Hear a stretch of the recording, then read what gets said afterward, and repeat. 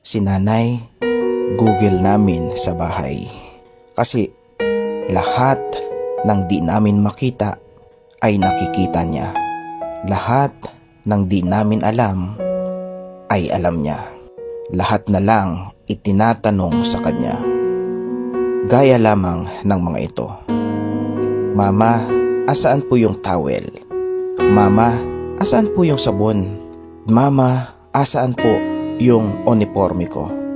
Ilan lang yan sa mga hinahanap sa kanya na akala ng mga anak, mga bisita sila na hanggang ngayon ay baguhan sila sa bahay at hindi pa nila makabisa ang loob ng bahay nila. At kahit mga kalat, linisin at hugasin, si Nanay pa rin ang nakapapansin. Kasi paano, halos nakatutok sa cellphone screen. Kaya mga anak, pasalamatan nyo lagi ang mga nanay nyo.